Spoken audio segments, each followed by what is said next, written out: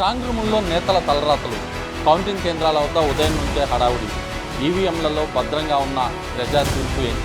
ప్రతి నియోజకవర్గం, ప్రతి అభ్యర్థి గెలుపు ఓటములు, రౌండ్ ఫలితాలను మీకు అందించడానికి నేను సిద్ధం. ప్రతి క్షణం ఏ నియోజకవర్గం ఎంత మెజార్టీలో ఉంది, ఏ అభ్యర్థి ముందంజలో దూసుకుపోతున్నారు అనడానికి ఎప్పటికప్పుడు మీకు అందించడానికి బీఆర్కే న్యూస్ సిద్ధంగా ఉంది.